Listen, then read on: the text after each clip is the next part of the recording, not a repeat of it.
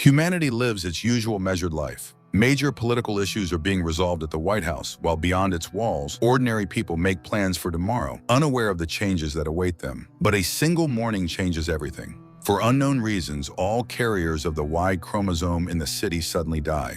In other words, all male beings, from animals and birds to men, perish. Among them is the president of the country. The only surviving males are a young, talentless illusionist named Yorick Brown and his pet capuchin monkey, Ampersand.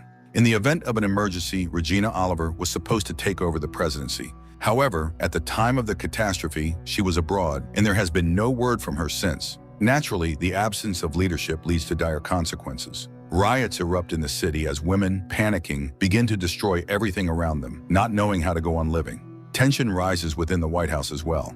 The staff realize that within 2 weeks they will be completely trapped. Coal and clean water supplies will run out. Food won't last long either. Animals can no longer reproduce, and growing enough reserves in a short time is simply impossible. And this doesn't affect just one city, it will impact everyone. Senator Jennifer Brown takes the reins of leadership. She is soon approached by Agent Sarah Bergen, a member of the president's secret task force, designated 355.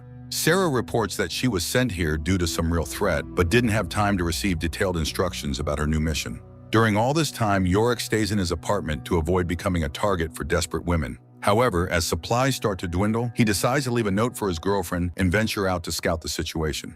At the same time, Senator Brown sends Sarah on a mission to find her daughter, Hero, who has not made contact since the disaster. But Hero isn't rushing to hide in a safe place. Instead, she travels to a refugee center to help those in need, including the wife of her deceased lover. After that, Hero returns to the hideout where her friends are gathered. At first glance, it seems there are still some surviving men in the city, but it quickly becomes clear that these men were born in female bodies and have transitioned through hormone therapy. Therefore, the mysterious plague had no effect on them. In New York City, evacuation begins, and heavy military vehicles patrol the streets. Yorick has to hide to avoid being caught by the military. Still, he manages to sneak into a local bar to leave another message for his girlfriend. Yorick continues to hope that she is alive, and that upon seeing his autograph, she might return home. Usually, Yorick manages to stay under the radar, but this time things don't go according to plan. His capuchin escapes, forcing Yorick to chase after him. The restless Ampersand descends into the flooded subway and disappears into the dirty water filled with the corpses of the dead.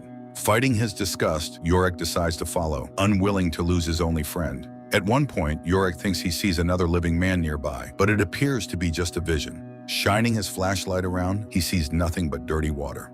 After climbing out of the water, Yorick sneaks into a clothing store to change. However, he fails to stay hidden. The shopkeepers spot the naked visitor and freeze in shock. One of the women suggests capturing the guy and handing him over to the authorities for a nice reward, but ultimately, taking pity on him, they let Yorick go, giving him a set of clean clothes. The stress Yorick has endured nearly drives him insane. Looking through the videos on his phone, he recalls the day Ampersand came into his life, and hearing his friend's voice, the little monkey emerges from his hiding spot.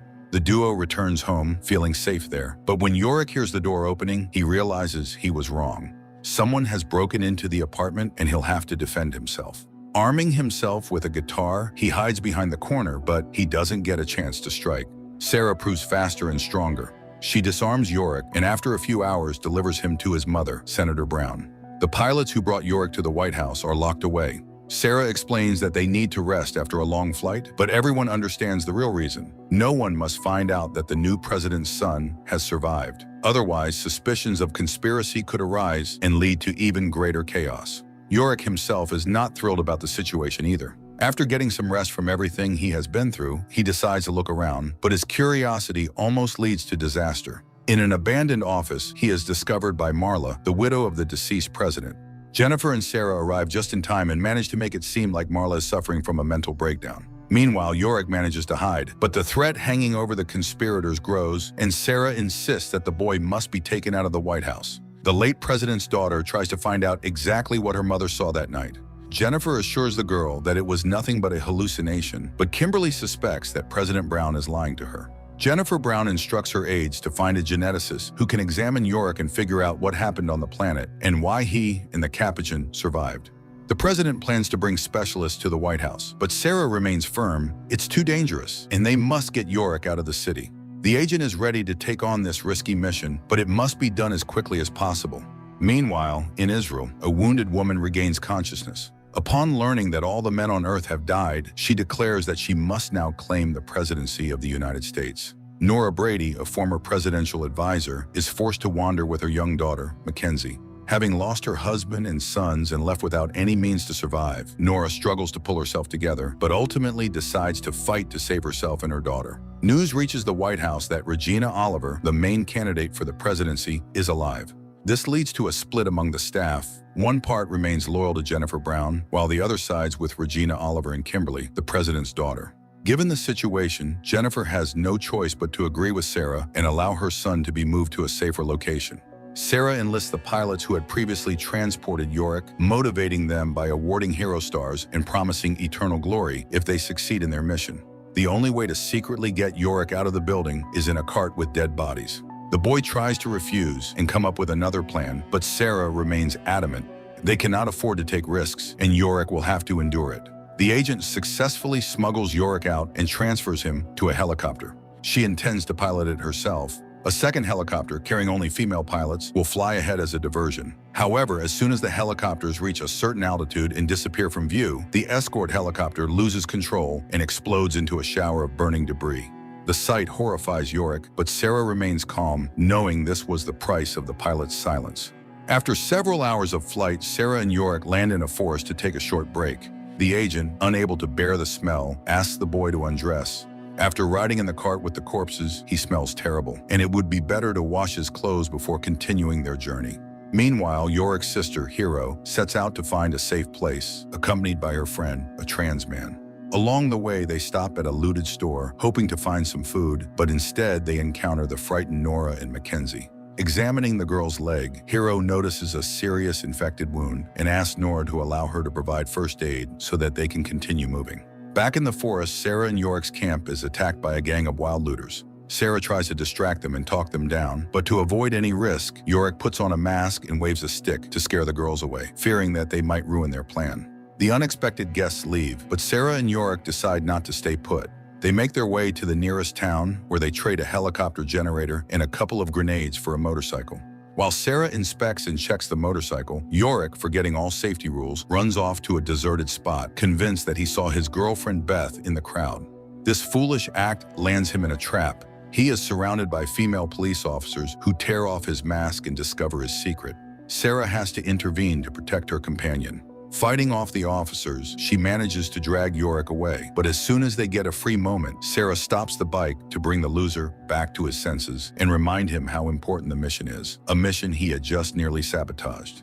Meanwhile, Hero, her friend, and their new companions find shelter for the night in an abandoned women's shelter. Hero confides in Nora that her daughter has serious medical problems. She needs antibiotics, but pharmacies have long been looted, along with the empty houses. Stricken by fear and helplessness, Nora steps outside so that her daughter doesn't see her tears. But outside, she faces a new trial. Horsewomen appear in the courtyard, claiming to be the rightful owners of the house, and they don't seem too happy about uninvited guests. The rest of the visitors are quickly discovered by the horsewomen as well. They are herded into the stables to get rid of extra mouths to feed. However, Nora notices something that might save them. One of the horsewomen turns out to be wounded, and Nora asks Hero to examine the girl and provide help. Hero tries her best, but the gunshot wound is too severe, and there's nothing available but duct tape and a couple of rubber gloves. Hours of makeshift surgery don't bring any improvement. The girl's condition worsens, and the leader of the women's gang, Roxanne, decides to end her suffering. To Nora's surprise, Roxanne proves to be kind and understanding. She invites the guests to stay in their house for the night and promises to provide the antibiotics needed for Mackenzie. As the group follows Roxanne, Hero realizes that antibiotics are just a small part of what the gang controls. They own an entire shopping mall stocked with supplies. Meanwhile, Sarah and Yorick continue making their way toward Boston, hoping to find geneticist Allison Mann, but at the city's entrance, they encounter a military checkpoint, heavily guarded and armed with tear gas. Sarah proposes that they split up. She will distract the soldiers while Yorick and Ampersand sneak around the blockade. Meeting Boston's colleagues, Sarah quickly realizes that the absence of men hasn't rid the world of crime. Rebel groups constantly attack Harvard, trying to break in and find answers to their questions. The plan works. While Sarah keeps the soldiers busy, Yorick slips into a headquarters building to hide. However, there he falls into the hands of rebels, risking exposure. Luckily for him, the rebels mistake him for a trans man and let him go. even telling him where he can find his people, get the necessary hormones, and hide. At last, Yorick and Sarah locate Allison Mann's apartment and then her office at Harvard. The geneticist is not very pleased to see strange visitors, but the moment Yorick removes his mask, she immediately understands why they are there. Mann realized she must study the boy and his capuchin, but it's impossible to work at Harvard. There's no equipment or biological samples left. Therefore, she suggests the only possible option, traveling to San Francisco to use the lab there. Sarah agrees to yet another dangerous journey, but secretly sabotages their radio, cutting off their only way of contacting the president. She later uses the radio's malfunction as an excuse to leave, asking Yorick to watch over the geneticists while she finds another way to communicate with the White House. Meanwhile, political infighting over power resumes, but not everyone is focused on that. One of Jennifer Brown's aides, Christine, falls ill and fears she has lost her baby. However, an ultrasound reveals the opposite. The pregnancy is progressing, and it's quite possible the child is a boy. Sarah breaks into a stranger's house, only to find that the homeowner is just as skilled and dangerous as the secret agent herself. A fight breaks out between the two women, but once they allow each other to speak, it turns out that both intruders work for the same organization and came here for the same reason, to find the homeowner and put a bullet in her. After learning about the helicopter crash, Jennifer is beside herself with worry, but Christine tries to calm her down. The search team reported that they found the bodies of only 2 pilots. The relief doesn't last long. The president realizes that Sarah most likely staged the crash to eliminate unnecessary witnesses. A terrible thought strikes her. Yorick is in the company of a dangerous criminal, and there's no telling what Sarah might do to him. Regina Oliver, the main contender for the presidency, is brought to the White House. Taking advantage of this, Kimberly starts plotting a coup to get rid of the hated Jennifer Brown and eventually seize power herself. Meanwhile, Allison Mann confesses to Yorick that she isn't confident about the success of her research. She doesn't know if they'll have the resources to find out why the men died or whether it will even be possible to revive the male species. One thing is certain, hard times lie ahead for both Yorick and his capuchin. Soon they will become experimental subjects. Sarah returns to the office and proposes that they set off. For some reason, she lies to Yorick, claiming that she spoke to his mother and that they now have permission to travel to San Francisco. The trio sets off on their journey, unaware that a military patrol is already circulating around the city with Sarah's photo. While the women wait for a safe window between the gas deployments, Yorick decides to visit the place the rebels had told him about, a community of transgender people where he can remove his mask and show his real face without fear.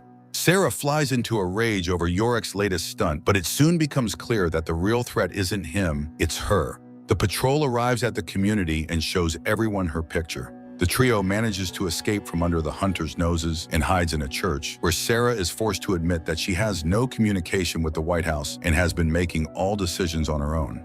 Meanwhile, Hero, her friend, and Nora with her daughter continue to live in Roxanne's commune. At first glance, it seems they found a true paradise. There's food, medicine, and safety. But when Nora tries to take her daughter away from another radical feminist meeting, Roxanne explodes with rage. She reminds them that they are guests and must follow her rules and obediently listen to everything she says. Moreover, Roxanne does everything she can to make young Mackenzie hate men and join their movement. Another such meeting is interrupted by a battle alarm. The women quickly set up barricades and arm themselves to defend their supermarket. The enemies turn out to be a small group of desperate women with a little girl. Roxanne goes out to meet them, but she no longer accepts outsiders into her commune. Not even a child evokes her sympathy, and she drives the refugees away, refusing to help. Meanwhile, Allison finds a flyer among Sarah's things. It's a wanted notice for the agent. She suggests that Yorick should run away to avoid being endangered by Sarah, but the boy refuses to betray his friend, even though he knows she is hiding something from them. That evening, Roxanne gathers her commune for some kind of celebratory event. At the beginning of the ceremony, she tells the crowd about Laura, one of the members of the movement, which Roxanne proudly calls the Amazons. At first, everything seems innocent, but as the celebration progresses, Hero and her companions begin to sense that something very strange is happening. Laura is first sprinkled with dirt, then submerged into a bathtub, and when she surfaces, everyone begins calling her by a new name, Athena. Finding all of this extremely unsettling, Sam, Hero's trans friend, leaves the hall.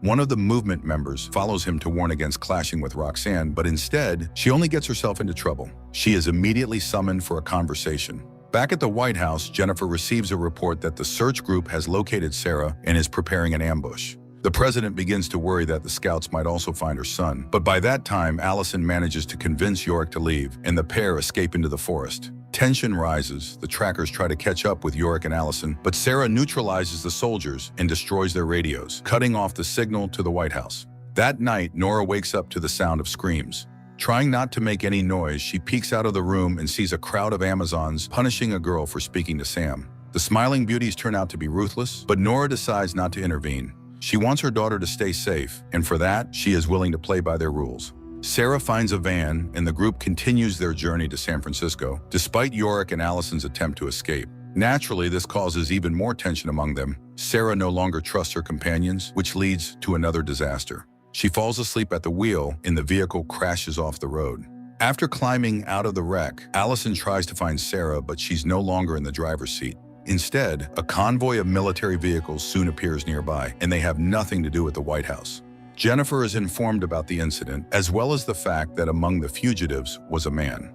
While the president struggles to deflect suspicions away from her son, Yorick regains consciousness in an unfamiliar house, in bed with an equally unfamiliar woman. Getting out of bed, he goes in search of his capuchin, but instead encounters the people who brought him to this place. The residents of the ranch where Yorick has been taken seem peaceful enough. However, they refuse to tell him where his companions are. Meanwhile, the girls wake up in a jail cell, completely unaware of where they are or how to escape. Jennifer addresses the surviving citizens of the city, asking them to agree to evacuation and not to incite chaos. In the crowd, the president spots a familiar face, Beth, her son's girlfriend, who all this time had been in a hospital. While Jennifer talks to Beth, Kimberly continues to secretly persuade Regina to overthrow the usurper and take her place. Despite the friendly atmosphere, Yorick isn't set free. On the contrary, he is thrown into a cell with the girls so the community can decide what to do with the prisoners. Meanwhile, more grim news arrives. A new strain of flu has been discovered in Greece. Jennifer immediately dives into addressing this new crisis, but is also faced with another. Marla shows up at the command center, demanding to know if the rumors about Yorick are true. The waiting inside the cell becomes unbearable, and tensions flare up again. Yorick and Sarah end up fighting, but the argument quickly ends when the heavy door creaks open and a woman from the settlement appears. She informs the prisoners that a decision has been made. They will be allowed to stay until Sarah recovers. After that, they'll be escorted out of the city so they can continue their journey to San Francisco. The ranch residents provide Sam with a separate bedroom. Before she drifts off to sleep, she warns Yorick to stay alert and trust no one. But Yorick is convinced that Sam is exaggerating the danger. The ranch seems lively, and everyone appears peaceful and kind. Moreover, they have plenty of food, electricity, and water, luxuries that are rare in most regions now. Meanwhile, Marla's grief becomes unbearable. She climbs to the roof and takes a step into the void, hoping to reunite with her husband and sons. She leaves a note for her daughter, apologizing and urging her to be strong.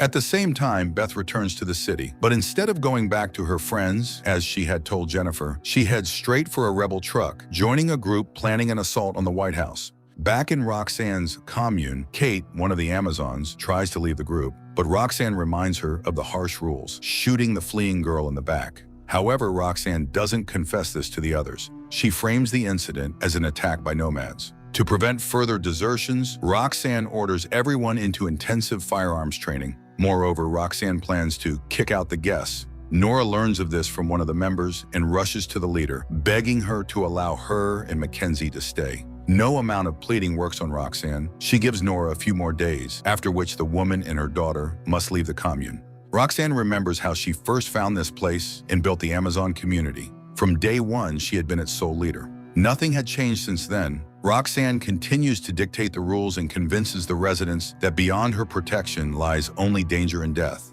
Every day, she holds meetings where the women are required to recall the worst deeds of men and reinforce the idea that Roxanne is their only source of safety. Sam is banned from these gatherings and begins preparing to leave, planning to occupy the guest houses by the lake and start his own community. But Hero has already started falling under Roxanne's influence. She's no longer sure she wants to leave. Roxanne witnesses an emotional argument between Hero and Sam. Seizing the opportunity, she manipulates Hero again, convincing her that even a not-real man shouldn't speak to her like that.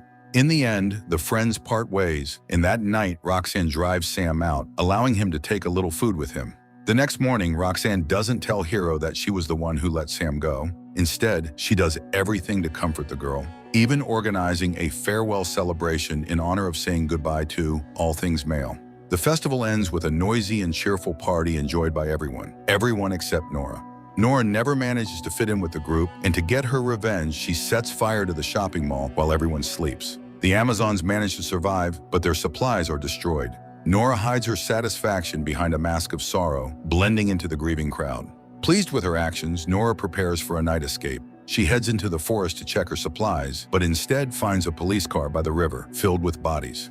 It becomes obvious that Roxanne is not who she claims to be, and Nora decides to use this information to her advantage. Choosing a moment when they are alone, Nora confronts Roxanne about her discovery. She promises to stay silent. In exchange for privileges, she and her daughter must always have access to the best food, protection, and shelter. But Nora offers more than just silence. She promises to help Roxanne retain control over the group even after the loss of their supplies, ensuring that people won't abandon her. Roxanne accepts Nora's terms. She gathers her followers and delivers a loud, fiery speech, promising that they will overcome all hardships and conquer the world.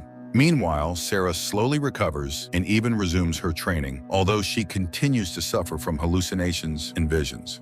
Despite this, she keeps a close eye on Yorick, who seems to have once again let his guard down and placed too much trust in the villagers.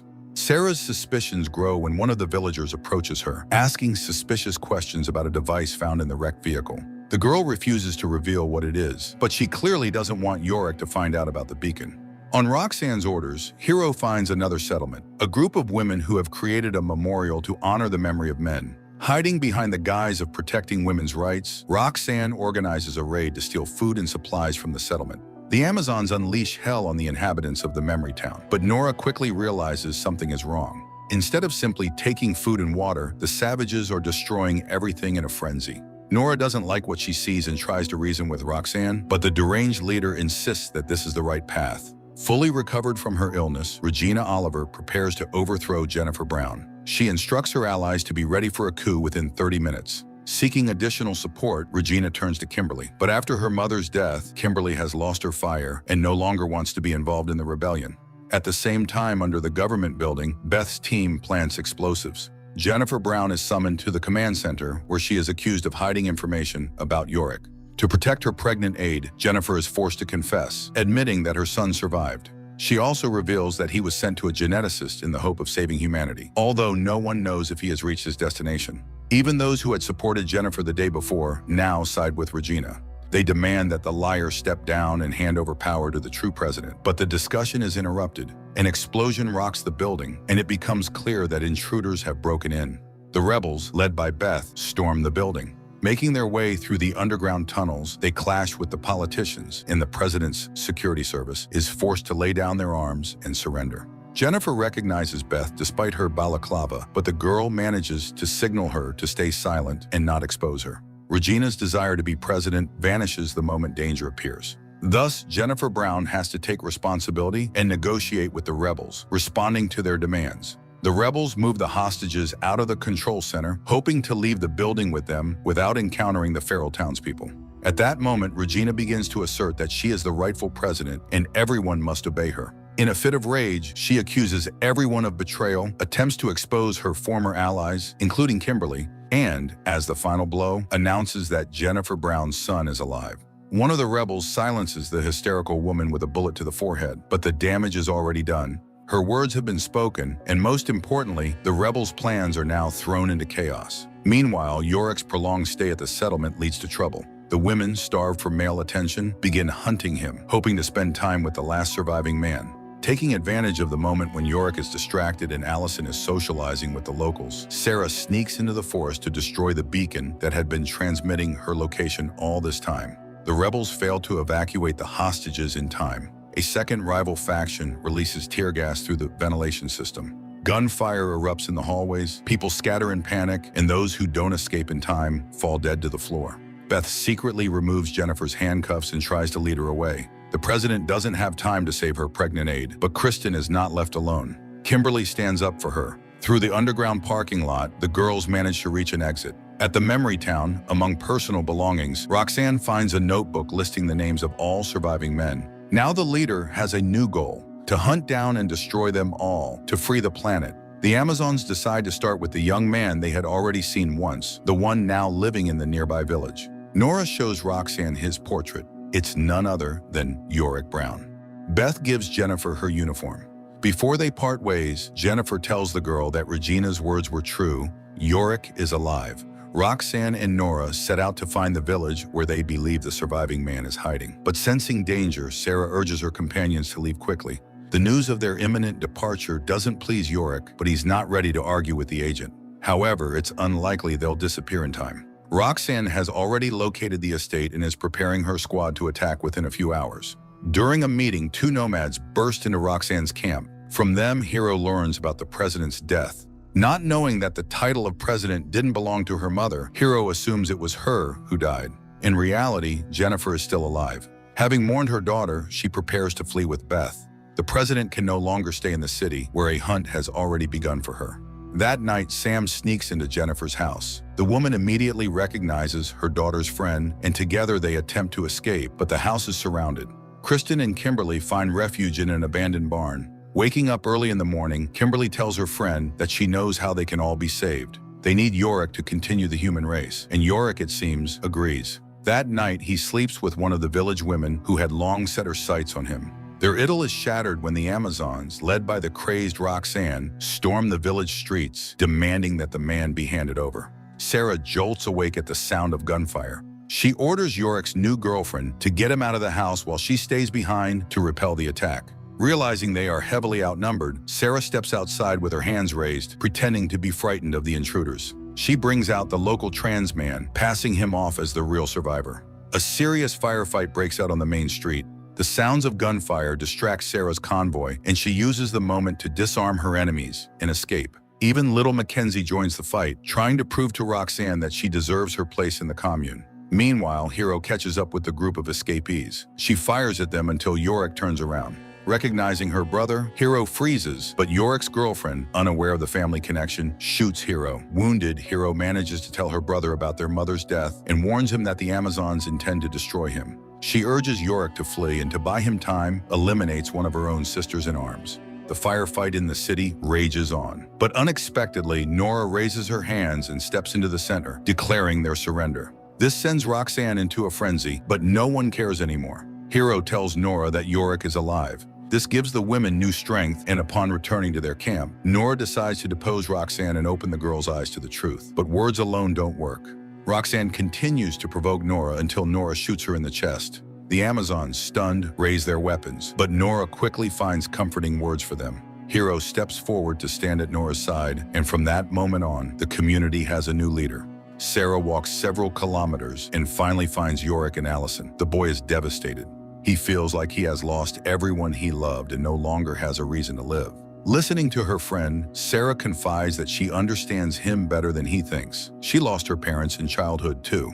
Sarah then tells Yorick that if he wants, he can walk away. She had been following Jennifer's orders, and now that Jennifer is presumed dead, their agreement is technically void. But Yorick refuses. He asks Sarah to become his trainer so he can stop being a burden and learn to protect himself. Meanwhile, Jennifer, Beth, and Sam find themselves locked in an empty room under surveillance cameras. They don't know it yet, but they have been captured by Sarah's former superior from the Secret Service. Following the signal from the beacon, Sarah leads her friends to a fueled vehicle. Besides gasoline, the car contains everything needed for scientific research and a map with a marked route. Where does it lead? For now, that will remain a mystery.